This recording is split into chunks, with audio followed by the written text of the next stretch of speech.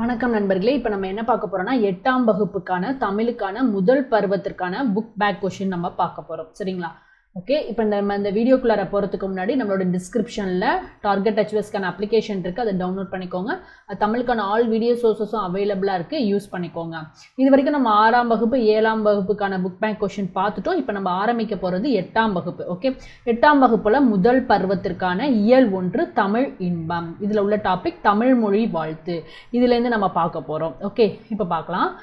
மக்கள் வாழும் நிலப்பகுதியை குறிக்கும் சொல் என்னன்னா வைப்பு. வைப்புனா நிலம் அப்படின்னு அர்த்தம். வைப்புனா என்ன? நிலம் அப்படின்னு அர்த்தம்.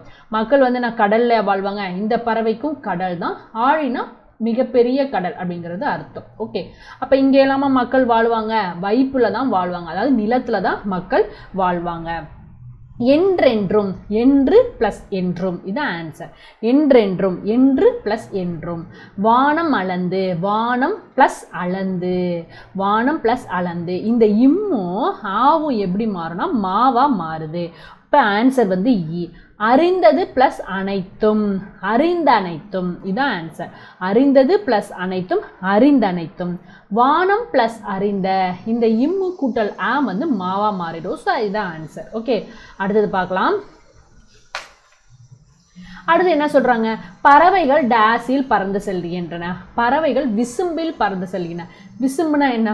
வானம். வானத்துல தான் பறவை பறக்கும். ஸோ பறவைகள் விசும்பில் பறந்து செல்கின்றன.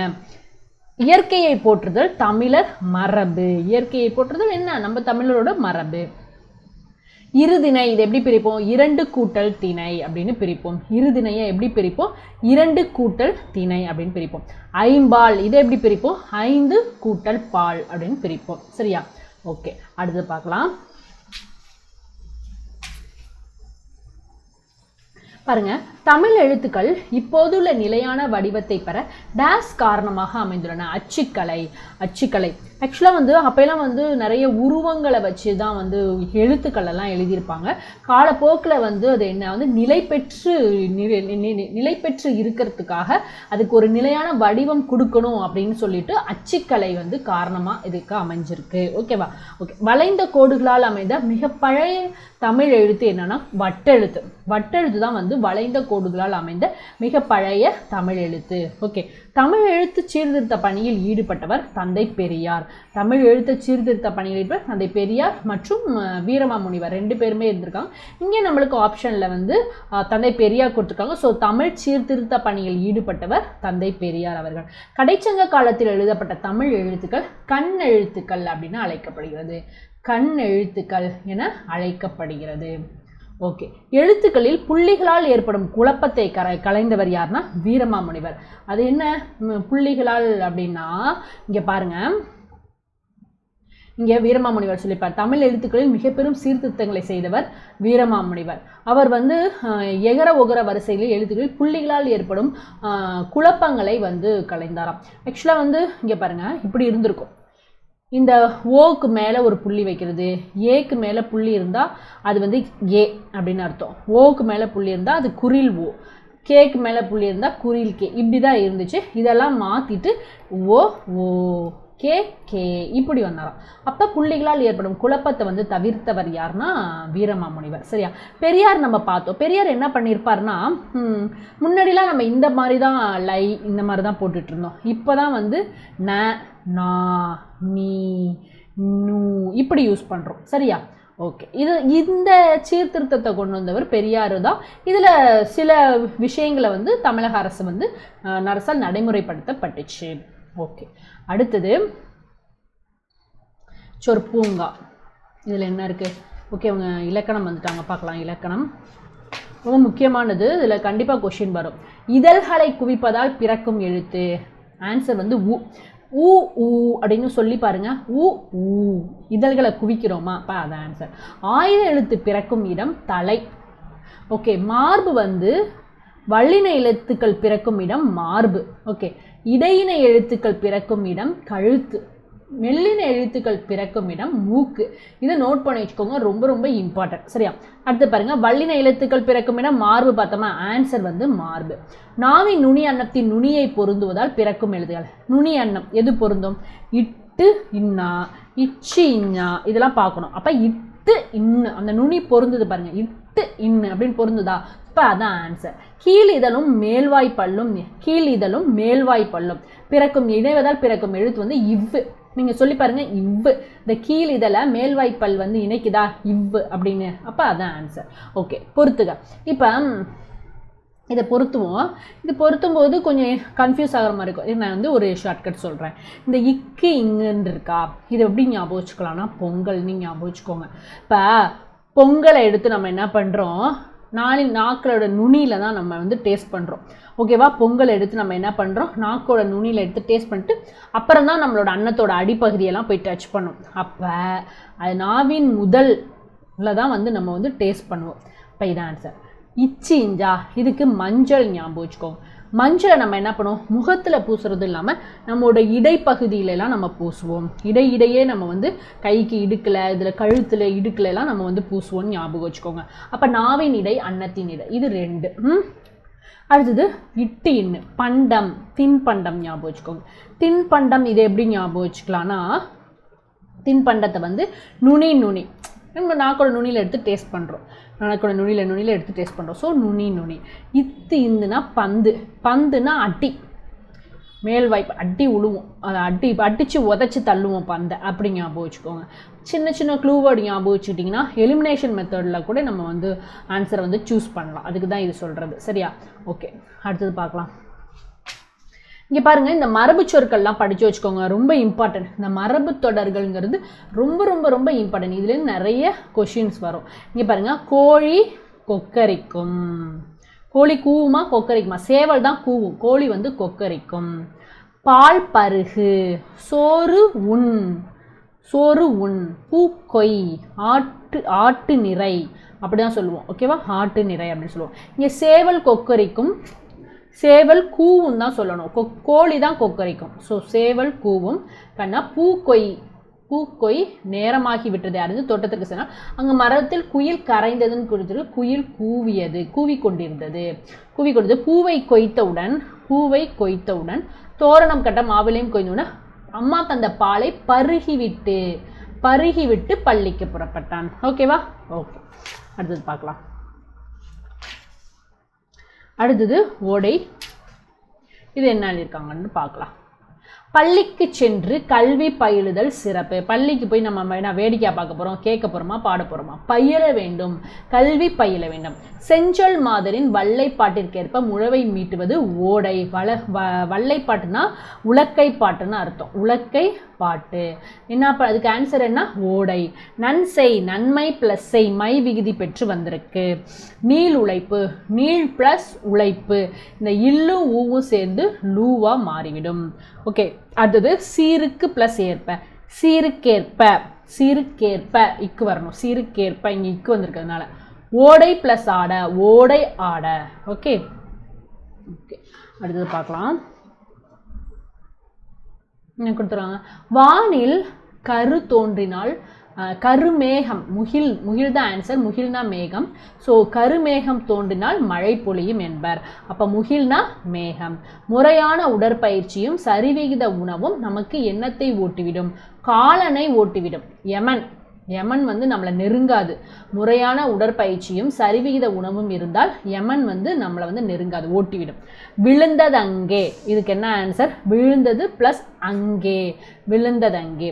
செத்திறந்த, இது எப்படி வரும்? செத்திறந்தனா செத்து பிளஸ் இறந்த, செத்து பிளஸ் இறந்த. பருத்தி பிளஸ் எல்லாம் பருத்தி எல்லாம், பருத்தி பிளஸ் எல்லாம் பருத்தி எல்லாம். ஓகே, அடுத்து செவ்வியந்தியர்கள் நிலத்தை டேஸாக மதிக்கின்றனர். நிலத்தை தாயாக மதிக்கின்றன, வானத்தை தந்தையாக மதிக்கின்றன. ஓகேவா? நிலத்தை தாயாகவும் வானத்தை தந்தையாகவும் மதிக்கின்றன. இன்னோசை, இனிமை பிளஸ் ஓசை இன்னோசை. பால் பிளஸ் ஊரும் பாலூரும். இல்லும் இந்த ஊவும் சேர்ந்து லூவா மாறும். ஓகே, அடுத்தது பார்க்கலாம். அடுத்து இலக்கணம் வந்துட்டாங்க. மாடு வயலில் புல்லை மேய்ந்தது. இதுல மேய்ந்தது என்பது எதை குறிக்குது அப்படின்னு பார்த்தோம்னா, மேய்ந்தது என்பது வினைமுற்று. இந்த வினைமுற்று எதுன்னு இதுல கேட்டிருக்காங்க. மேய்ந்தது தான் வினைமுற்று. வினைமுற்று பெற்றுச்சு மேய்ந்தது. ஓகே, பின் வருவனொற்றுள் இறந்த கால வினைமுற்று எதுனா படித்தான், படித்து முடிச்சிட்டான். அப்ப அதான் இறந்த கால வினைமுற்று. ஏவல் வினைமுற்று அப்படின்னா ஓடு, ஒருத்தவங்களை போயிட்டு ஓடு, படி, செல் இப்படிலாம் சொல்றதெல்லாம் வந்து ஏவல் வினைமுற்று. இந்த க க ய இதெல்லாம் வந்துச்சுன்னா வியங்கோல் வினைமுற்று. இதெல்லாம் வந்துச்சுன்னா இது வந்து வியங்கோல் வினைமுற்று. சரியா, வியங்கோல் வினைமுற்று. இதுதான் வந்து ஏவல் வினைமுற்று. ஓகேவா? ஓகே, அடுத்தது பார்க்கலாம்.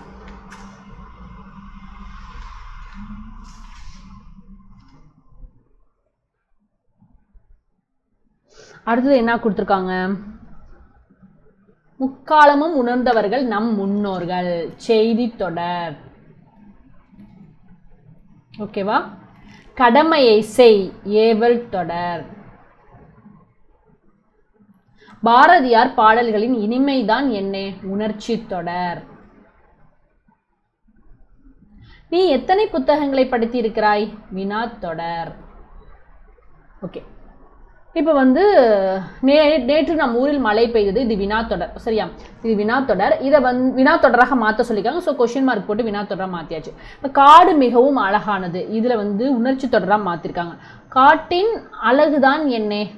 காட்டின் அழகுதான் என்ன? இது வந்து உணர்ச்சி தொடர். சரியா, ஓகே. அடுத்தது அந்த அந்த பூனையின் காலில் அடிபட்டு விட்டதே, அது உணர்ச்சி தொடர். இதை வந்து செய்தி தொடரா மாற்றணும்.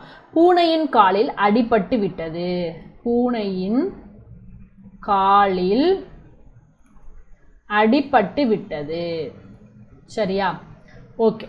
அது அதிகாலையில் துயில் எழுவது நல்லது. இது வந்து செய்தி தொடர். அப்ப நம்ம என்ன எழுதணும்? அதிகாலையில் ஏவல் இதுல எழுதணும். விளைவு தொடர்ல அதிகாலையில் துயில் எழு. இது வந்து விளைவு தொடரா மாத்தியாச்சு.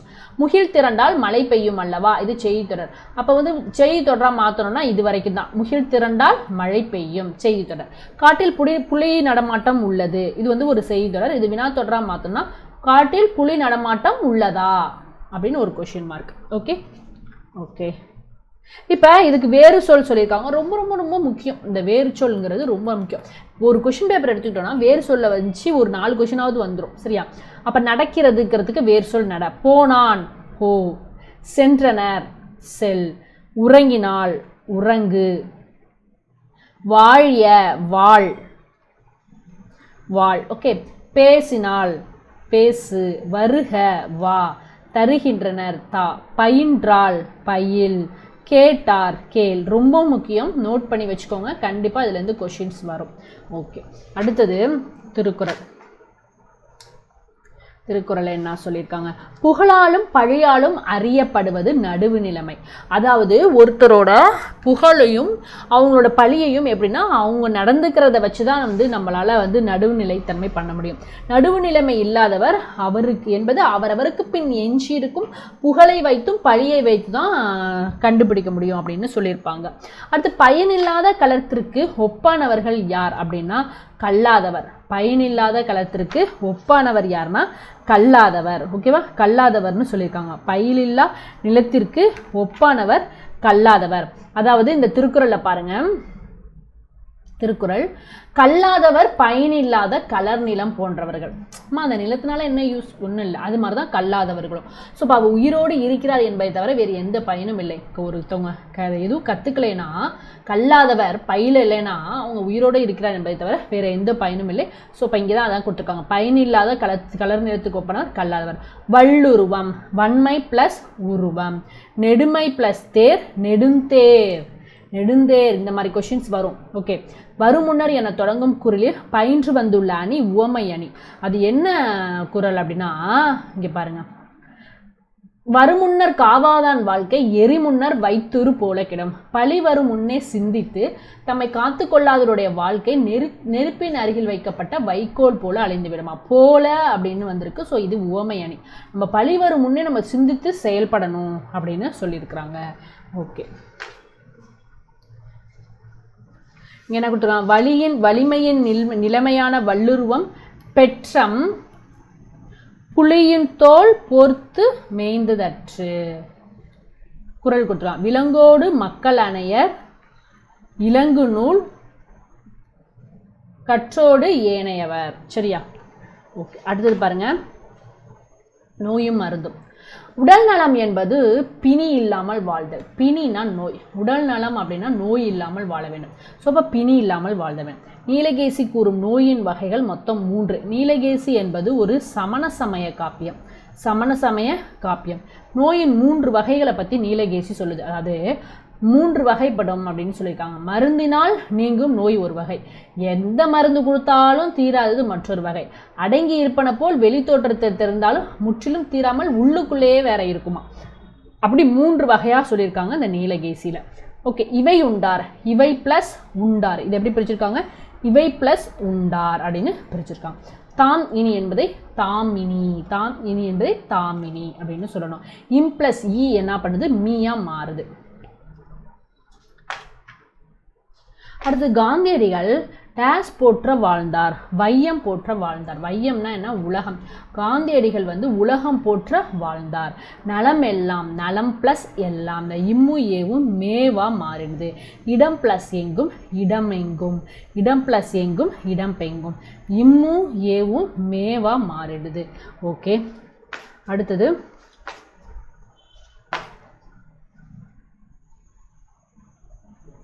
பாருங்க. தொடக்க காலத்தில் மனிதர்கள் மருத்துவத்திற்கு தாவரங்களை பயன்படுத்தின. தாவரங்கள் தான் ஃபர்ஸ்ட் பயன்படுத்தினாங்க.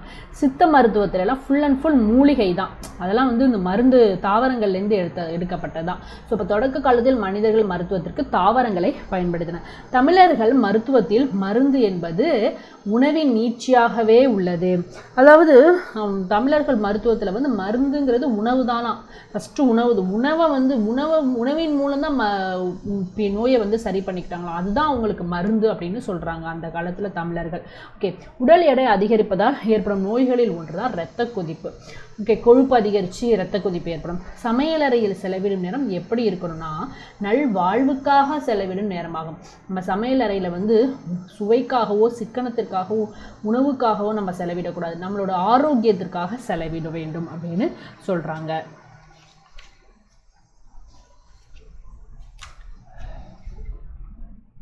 அடுத்து என்ன சொல்றாங்கன்னா, முற்று பெறாமல் எஞ்சி நிற்கும் சொல் எச்சம். அதாவது இதுக்கு ஒரு எக்ஸாம்பிள், படித்த இதெல்லாம் என்ன நினைச்சு முற்று பெற்றுச்சா? படித்தான் அப்படின்னா தான் முற்று பெற்றிருக்கு. ஆனா இங்க முற்று பெறலை. இப்படி முற்று பெறாமல் இருக்கும் சொல்ல தான் நம்ம என்ன சொல்றோம்? எச்சம் அப்படின்னு சொல்றோம். கீழ்காணும் சொற்களில் பெயரெச்சம் எது? வந்துச்சுன்னா அது என்ன? பெயரெச்சம்னு சொல்லியிருக்கேன். இது வினையச்சம், இதுவும் வினையச்சம், இதுவும் வினையச்சம். இப்போ ஆன்சர் பார்த்த. குறிப்பு வினையச்சம் என்ன பண்ணாதுன்னா காலத்தை வெளிப்படையாக காட்டாது. சரியா?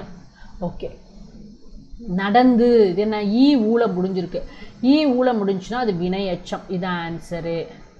பேசிய ஆல முடிஞ்சிருக்கு, அப்ப பெயரச்சம். எடுத்தனன் உண்டான், எடுத்தனன் உண்ணான் அப்படின்னா முற்றச்சம். பெரிய அப்படின்னா குறிப்பு பெயரச்சம். ஆல முடிஞ்சிருக்கு, பட் பெரிய அப்படின்னு குறிப்புடன் உணர்த்துறாங்க. ஸோ இது குறிப்பு பெயரச்சம். ஓகே, இதில் பாருங்கள் எது வினையச்சம் எது பெயரச்சம் அப்படிங்கிறத பார்க்கலாம். நல்ல அது பெயரச்சம், ஏன்னா ஆள முடிஞ்சிருக்கு.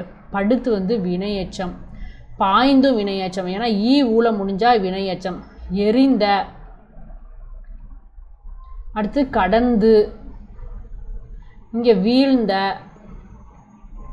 மாட்டிய, பிடித்து, அழைத்த, ஆல முடிஞ்சிருக்கு, இங்கே பார்த்து.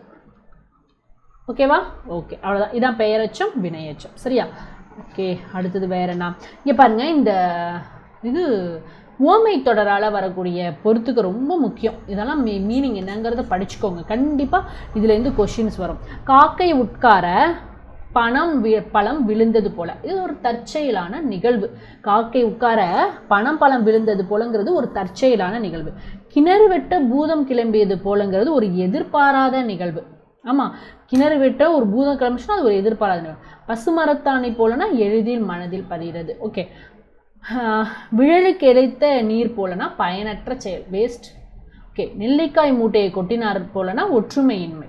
ஓகேவா? இது நோட் பண்ணி வச்சுக்கோங்க. கண்டிப்பாக இதுலேருந்து கொஷின்ஸ் வரும். ஓகே, அவ்வளோதான். இதோட முடிஞ்சிருச்சு. இந்த இயல் 4 செகண்ட் டேர்ம் போகுது. நம்ம ஃபஸ்ட் டேர்ம் முடிச்சிட்டோம். 8ஆம் வகுப்புக்கான முதல் பருவத்திற்கான புக் பேக் கொஷின் தெளிவாக படிச்சிட்டோம். இதில் எதுவும் டவுட் இருந்துச்சுன்னா கீழே கமெண்ட் பண்ணுங்கள். இந்த வீடியோ உங்களுக்கு பிடிச்சிருந்துச்சுன்னா லைக் பண்ணுங்கள், ஷேர் பண்ணுங்கள்.